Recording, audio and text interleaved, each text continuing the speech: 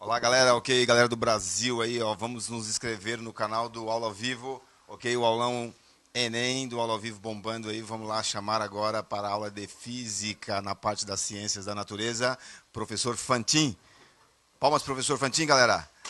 Aê.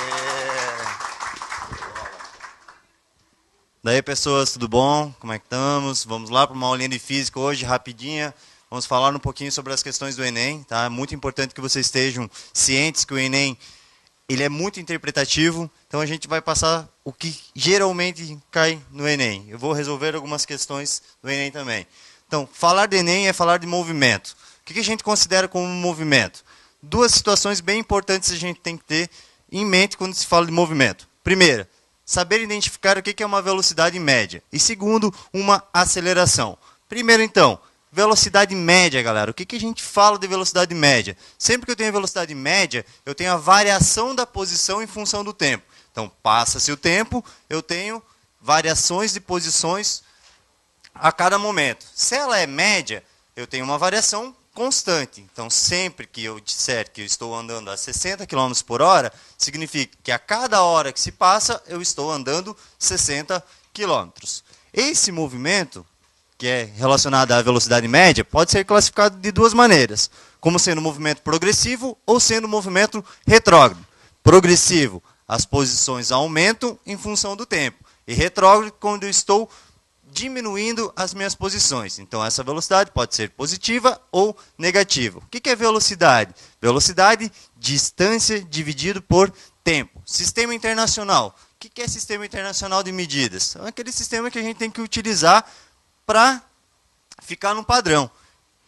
Para distância, no sistema internacional, a gente utiliza metros. E para tempo, a gente utiliza segundos. Então, quando eu estou calculando uma velocidade média, eu vou ter metros por segundo como sendo a minha unidade de medida. Usualmente, a gente usa o quê? Quilômetros por hora. Então, tem uma transformação. Se eu tenho uma unidade em quilômetros por hora e quero saber ela em metros por segundo, agora complicou.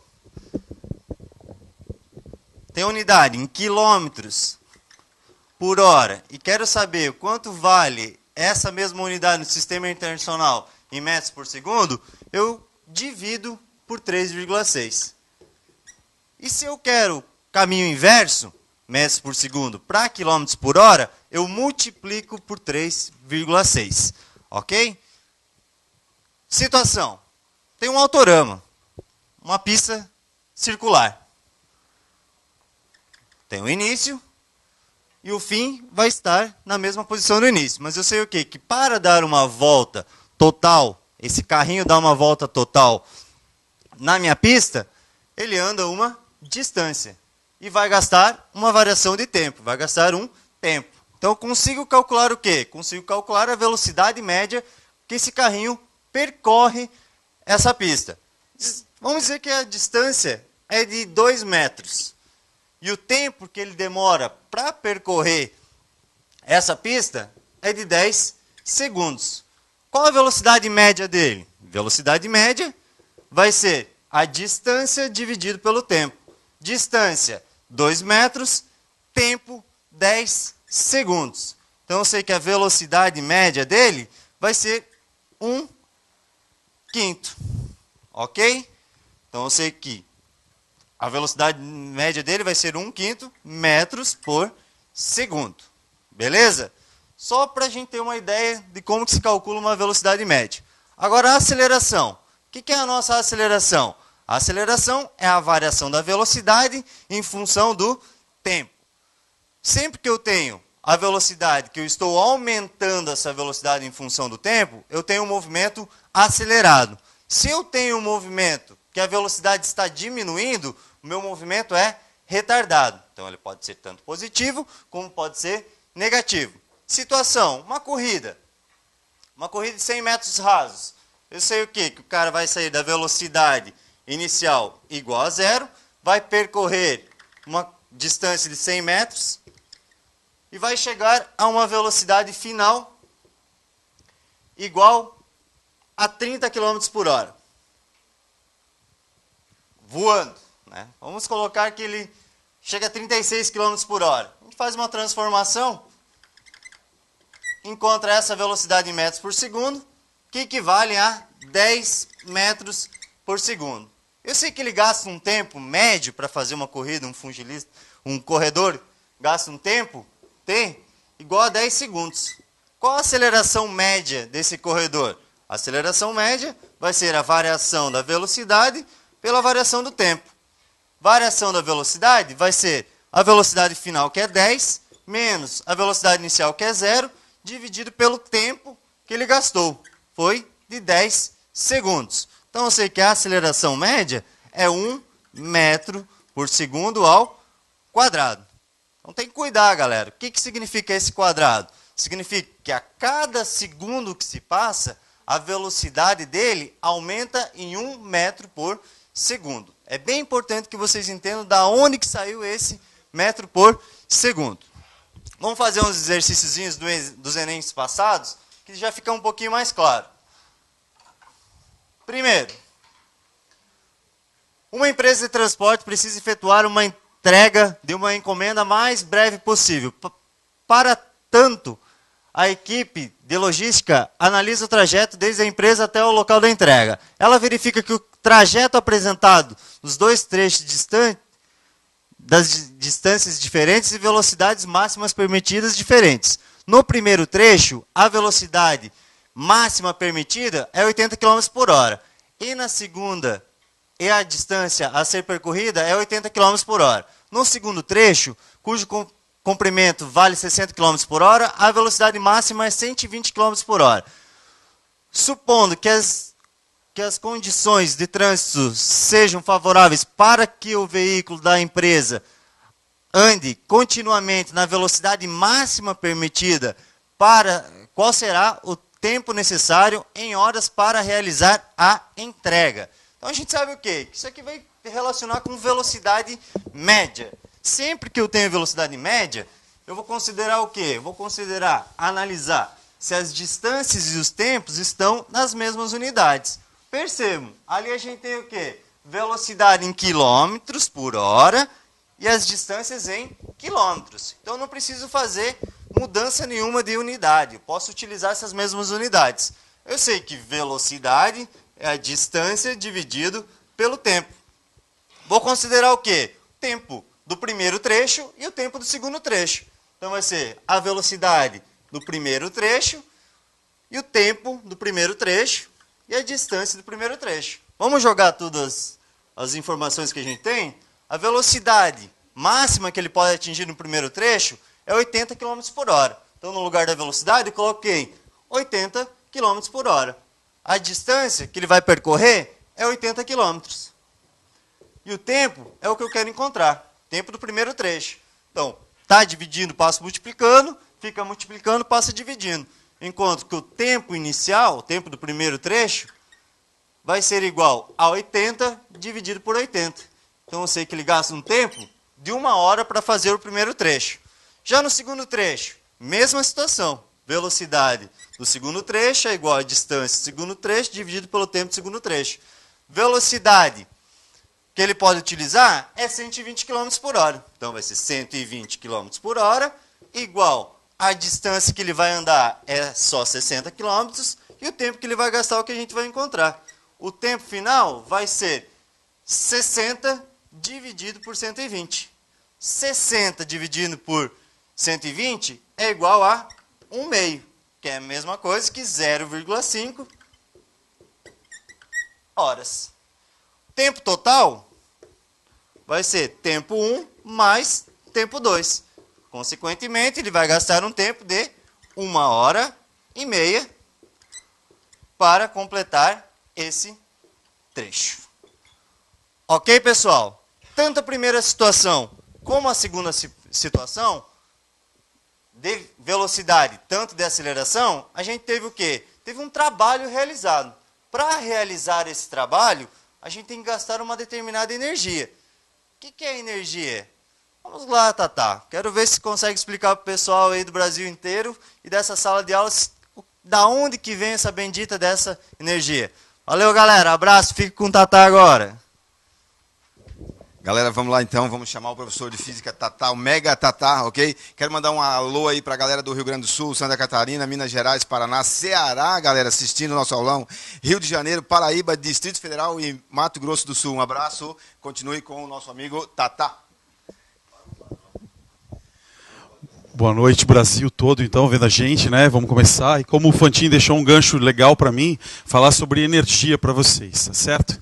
Então, o termo principal para a prova do Enem sempre é esse, assim, vocês têm que procurar a seguinte expressão lá na prova: transformação de energia. Por quê? Porque energia é o que move, a gente precisa comer para poder estar aqui hoje, o pessoal que está em casa está comendo lá na frente do computador, assistindo a aula também, né, gastando energia, certo? Então, vamos ver o que vem a ser essa energia. E a ideia de energia está associada assim.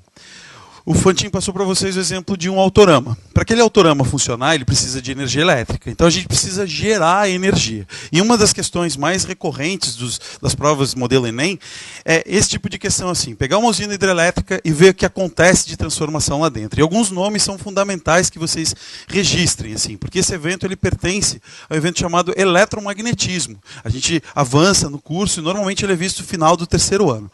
Agora a gente já pode ter uma percepção disso e tentar passar para vocês alguns nomes para vocês decorarem. Então eu tenho aqui a construção, uma barragem. Essa barragem está aqui, a água está represada nessa região e eu permito que a água passe. Quais as transformações que a gente vai ter nessa usina que eu estou desenhando aqui, ó, que foi desenhada? Tem uma energia potencial gravitacional. Existem 3 formas de energia potencial que a gente utiliza no ensino médio. Uma potencial gravitacional, associada a um campo gravitacional, uma energia potencial elástica, associada à deformação de mola, e uma energia potencial elétrica. Quando você aproxima uma carga da outra, você tem essa repulsão, ou pode ter uma atração, certo? Então aqui eu tenho uma energia potencial gravitacional associada a essa água.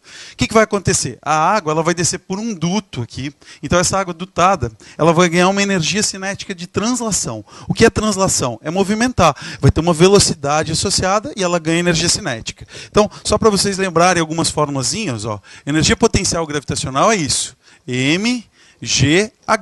O que seria esse m? É a massa de água que está represada. O g, a aceleração da gravidade. E o h é de altura, de altura, né? Não, H é porque do termo em inglês, aí sobrou isso aqui, certo?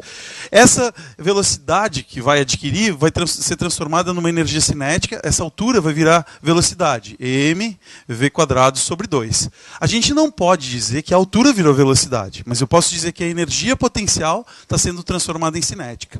Esse sistema, se fosse conservativo, se fosse um sistema ideal, 100% dessa energia teria vindo para cá. Como ele é um sistema que dissipa, faz barulho, pode ter aquecimento ao longo da tubulação, então ele não vai ser conservativo. Mas o pedaço que sobrou de energia cinética vai chegar lá embaixo. Quando chegar aqui embaixo, nessa região a gente tem o que se chama de turbina. O que é uma turbina? A gente podia imaginar assim, como se fosse uma coifa, esses coletores de ar que tem em cima de restaurante, assim, uma imagem daquelas. Só que ao invés de passar ar por ali, vai passar água. E essa água vai transformar essa energia cinética de translação numa energia cinética de rotação. Tem uma outra expressão associada a isso, que não se estuda no ensino médio, vai ser um momento de inércia, uma velocidade angular ao quadrado, não vem ao caso isso. Vocês precisam saber agora que a gente vai ter uma energia cinética associada à rotação.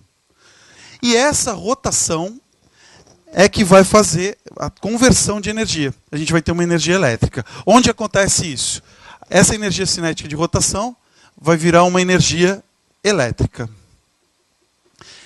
Essa energia elétrica está acontecendo daí num dispositivo chamado de gerador. O nome gerador não é o mais adequado, se a gente pensar, porque a gente não está gerando energia, a gente está transformando energia. Mas em eletricidade o termo transformador ele é usado para transformador de tensão. Então a gente vai usar aqui o termo gerador porque eu estou gerando energia elétrica proveniente dessas transformações, certo? O que acontece dentro do gerador? Vocês não precisam se preocupar nesse momento com a imagem, é mais para ilustrar isso que está acontecendo. Mas a ideia é a seguinte, ó. Eu tenho aqui, isso é o gerador. Se vocês olharem aqui, tem um polo norte e um polo sul. O que é aquele polo norte e um polo sul? É um ímã. Então a gente tem 2 ímãs ali dentro, de um lado e de outro. Essa polaridade aqui tem um polo norte, vai ter um polo sul grudado nele, vai ter o sul aqui, um norte grudado, mas me interessa só um polo. E aqui dentro, a gente tem um anel metálico, chamado de espira.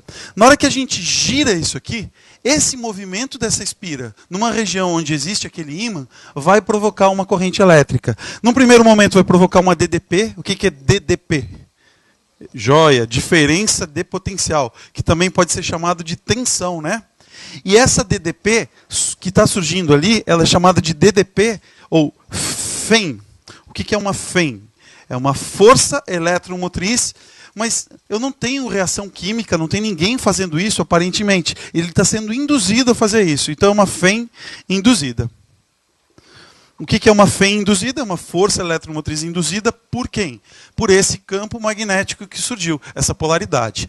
O que eu falei para vocês de nomes importantes, para vocês tentarem registrar um dia antes, ó, esse fenômeno está associado ao chamado indução eletromagnética. Essa indução eletromagnética, ela está gerando uma FEM induzida. Você precisa registrar o nome do cidadão. Só isso já vale uma questão. E a questão do Enem é assim, né? No começo eu via luz e trevas, e daí vai caminhando, daí nasceu quem, morreu não sei quem, e vai, A lei de indução, associada à força eletromotriz induzida, é uma lei de, aí fala, Arquimedes, Pascal, Faraday. Então tem que cuidar, as questões do Enem têm esse traço, né? O texto ele é grande, é uma prova enriquecedora, quando você lê aquela prova, você fica sabendo, você sai da prova sabendo um monte de coisa. Você leu a prova toda, você fica sabendo, meu Deus, não sabia que ia acontecer isso. Olha que legal. Só que para responder a questão, você tem que ser um pouco mais objetivo. Você tem pouco tempo para cada questão, precisa bater o olho lá, e se nas alternativas você leu Faraday, então isso aqui deve estar associado à indução. Vou procurar no texto essa palavra indução, vou ver se ele fala alguma referência sobre isso, certo? FEM induzida associada à lei de Faraday. Quando tiver uma corrente induzida, quando que a gente tem corrente? Nossas tomadas, nesse momento, todas elas estão submetidas, tem uma DDP. Se eu colocar meu dedo ali, eu posso levar um choque. Tem um fio que está eletrizado e um fio que não está eletrizado. Agora, só vai ter corrente induzida quando eu fechar o meu circuito. Então, nesse momento, não tem corrente. Mas eu tenho um potencial ali, certo? Então, eu tenho a capacidade de produzir essa corrente. A essa capacidade de produzir corrente, que a gente chama de uma energia acumulada, depois que produzir a corrente, aí a lei que vai explicar essa corrente induzida, para que lado ela é a lei de Lenz, certo? Mas a gente pode associar isso. A indução eletromagnética tem esses dois nomes aqui que são importantes. Quer ver agora? Quando chega na nossa casa, um outro tipo de cobrança interessante é você fazer assim, ó. Você tem lâmpadas, então você tem duas lâmpadas, ó. Uma lâmpada L1, que tem esses dados nominais, ó. 100W, 110V. Aí uma outra lâmpada L2 que tem 100W, 110V.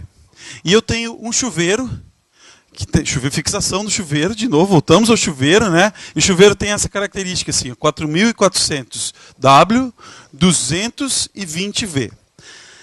Que são essas? A primeira coluna é a potência do dispositivo, quanto ele gasta de energia por unidade de tempo. O que são essas informações aqui? A tensão que eu tenho que ligar, ou seja, a diferença de potencial que eu tenho que submeter a esses equipamentos. Aí a instalação na minha casa aparece assim, ó. Tem um fio aqui, fase, que está energizado de 110 volts. Tem um outro fio aqui, neutro, 0 volts. E está chegando na minha casa um outro fio aqui, fase também, está energizado, menos 110 volts. De que forma eu tenho que ligar esses equipamentos para que eles funcionem com os seus dados nominais? Então eu tenho que fazer isso. Ó. Pessoal, tem a caneta azul, não acredito nisso, né? Então eu vou ter que fazer isso aqui. Ó. Eu quero que a lâmpada ela opere com 100 watts em 110 volts. Então eu vou ligar a minha lâmpada 1 entre qual fio e qual fio? Por exemplo, entre um neutro e a fase, né? Então eu vou botar a lâmpada 1 aqui, por exemplo. Ó. L1 aqui, ligado nesse ponto. Que é uma representação. De que jeito eu tenho que ligar o chuveiro para ele funcionar direito? Eu não preciso de 220 volts. Então eu vou ter que ligar ele entre 110 e o menos 110. Então o chuveiro ele vai ser ligado assim. Está aqui o chuveiro e ele vai fazer isso. Eu vou usar já, um colega de vocês me passou essa informação outro dia, eu vou usar essa informação. Não faz mais aquele risquinho ali, né? Ele está em sala hoje lá. Ó. Então não faz mais aquele risquinho, uma voltinha. Então eu vou usar essa anotação. Então o chuveiro vai funcionar assim. Agora, alguém desatento chega lá, deixou todos os fios da mesma cor, você não sabe fazer a ligação, e faz isso. Ó. Pega a lâmpada 2 e liga desse jeito. O que vai acontecer? Ela vai queimar. Na hora, né? Ela vai explodir. Porque se ela era para ligar em 110 volts e eu ligar em 220, a tensão que ela vai ficar submetida é o dobro da tensão que deveria acontecer na lâmpada. Então ela vai brilhar com uma intensidade muito forte, para ser mais específico, 4 vezes. Então se eu passar ela para uma tensão de 220 volts, ela brilharia como se fosse uma lâmpada de 400 watts. ela não foi dimensionada para brilhar desse jeito, então ela acaba queimando, tá certo? Então aqui eu queimei o meu equipamento. Esse é um outro tipo de questão, porque o programa da prova do Enem é assim, sua vida te trouxe até aqui. Então você precisa ir acumulando resultados, acumulando coisas que você já viu, que você já percebeu, que já tentou montar. Além do conteúdo formal. Uma das dificuldades, não tem fórmula. Então se você precisar calcular qualquer coisa, ó, nesse assunto aqui, uma equaçãozinha boa para lembrar, é o π. Assim, ó, π. O que é essa equaçãozinha do π? Potência, corrente e tensão. Pronto. Então, se precisar saber qual a corrente que está passando na lâmpada, no chuveiro, a gente pode usar essa equaçãozinha. Certo? Então tá jóia. Agora eu vou continuar aqui. Ó. Um motor elétrico. Então, eu estou usando aquela energia que está saindo da usina hidrelétrica, estou trazendo ela para dentro da minha casa e vou ligar um motor. Na hora que eu ligar um motor, que é relação importante que vocês precisam perceber é justamente isso. Ó. Num gerador, eu faço o quê? Gerador, ele recebe outras energias e transforma em energia elétrica. Não é assim? Elétrica. Se eu pegar um motor elétrico, o que ele vai fazer? Quando a gente liga lá, e o carrinho de Autorama que o Fantin ligou, o carrinho de Autorama, ele não vai receber energia elétrica? Então ele recebe energia elétrica. Isso, cara, transforma em energia cinética. Ou seja, uma energia de movimento, energia cinética. No caso do motor. No caso da lâmpada, vai ser energia luminosa. No caso de um aparelho de som, vai fornecer som, imagem, né? Para que serve? Qual a função da televisão? Destruir os lares, acabar com a vida das pessoas. Não, a função da televisão é emitir som e imagem. Acaba esquentando, então a gente tem uma transformação de energia. O que acontece agora nesse motorzinho? Estou apostando que vai cair isso aqui. Eu tenho certeza que eu acho que vai cair isso aqui, né? A pessoa tem uma convicção de nada, né? Mas isso aqui é um bom assunto. A gente tem essas transformações, fechar um circuito. Ó. Agora, ele recebe energia elétrica, transforma essa energia elétrica em energia mecânica. Qual o princípio associado? Um outro nome para vocês registrarem e decorar isso para a prova do final de semana. É a experiência de Ørsted. O que o Ørsted descobriu? Vou escrever isso aqui. Ó. O Ørsted, ele descobriu em 1819, fundamental saber essa data? Não, né? Não tem que saber a data, mas saber assim, ó, 1800 mais ou menos, é uma boa ideia você saber isso aqui, né? Então, 1800 aconteceu isso. E ele descobriu que corrente elétrica, gerava um campo magnético. Então, um fiozinho sendo percorrido por uma corrente, ele vai ter um comportamento ao redor dele que é como se tivesse um ímã naquela região. E na hora que a gente fechar isso aqui como uma espira, o que é uma espira? Uma espira circular. É um jeito mais chique de chamar aquilo de anel. É um anel, a mesma coisa, né? Então, essa espira circular aqui, na hora que eu fizer uma corrente elétrica passar por aqui, isso vai se comportar como se fosse um ímã. Então, isso aqui é chamado de eletroímã. Eletroímã. Esse eletroímã está aqui dentro. Ó. Então a gente consegue gerar esse eletroímã naquela região. Isso aqui vai ser ligado na tomada, ó, esse fiozinho azul, e vai passar corrente por aqui. Não interessa muito nesse momento para onde é a corrente, regra de mão direita. Nesse momento não é uma boa ideia pensar nisso. Mas o princípio sim, você consegue absorver de um dia para o outro. E perceber que passou corrente elétrica aqui, ó, não tem um polo sul aqui, um polo norte? Se eu criar desse lado aqui um outro polo sul e desse lado aqui um polo norte, o que vai acontecer com esse eixo? Um não vai repelir o outro. Uma das coisas populares da física, qual é? Que os opostos se atraem. Então, se eu tenho um polo igual a outro polo, ele vai repelir. Na hora que ele repelir, vai girar. Na hora que girar, vai acabar invertendo a polaridade. Volta a ser sul desse lado. Na hora que volta a ser sul, ele vai repelir de novo, vai repelindo de novo. Então, aquele enrolamento verdinho ali está provocando um campo magnético e é como se ele fosse um ímã. Então, ele vai ter essa relação. Nomes importantes, então. 3 nomes importantes do eletromagnetismo, registrem isso. Ó. Força eletromotriz induzida, é o Faraday. Corrente induzida, é o Lenz. E o funcionamento de um motor elétrico está baseado na experiência de Ørsted, que descobriu que corrente elétrica gera campo magnético. Essa é a origem do eletromagnetismo. Tudo começou a partir daqui. Graças a isso que a gente tem projetores, controle remoto, canetinha que eu posso usar, o celular de vocês, funciona baseado nesse princípio. Certo? O que mais que a gente tem que saber disso, dessa parte aqui? Perceber, assim, cálculos, né, de conta, coisas que aconteceram na sua vida. Então, corrente elétrica gera campo magnético, está aqui. Ó. Uma questão que já caiu no Enem sobre isso, né, consumo de energia. Então, vamos ler ela aqui. Ó. Uma estudante que ingressou na universidade e pela primeira vez está morando longe da família, recebe a sua primeira conta de luz. Se essa estudante comprar um secador de cabelo que consome 1000 watts de potência, e considerando que ela e suas 3 amigas utilizem esse aparelho por 15 minutos cada uma durante 20 dias no mês, o acréscimo em reais na sua conta mensal será de... Então quer saber assim, quanto ela vai gastar a mais se ela fizer isso? Vamos ver, o que é aquele 1000 watts? 1000 watts é a potência do secador de cabelo, certo? Já vou passar isso aqui para quilowatts. Por que para quilowatts? Porque a unidade usual de energia é em quilowatt-hora, daí a potência vai ser em quilowatt, a unidade de energia vai ser quilowatt-hora, eu já transformei. Quanto tempo esse secador de cabelo funciona por dia? Só cuidar, esse é um detalhezinho que passou, porque diz aqui, ó, considerando que ela e suas 3 amigas. Então são 4 pessoas utilizando e não 3 pessoas. E adivinha, tem uma resposta prevendo que você fez esse erro. Aí você faz tudo bonitinho. Poxa, deu... marquei, estou feliz. Aí você... não botei ela. Você entregou a prova, meu Deus, esqueci. Por favor, deixa... Moço, eu sabia que era, eu sabia. Devolve a prova. Não tem mais, né? Então, agora a gente vai ver assim, o tempo de utilização diária vai ser de 1 hora.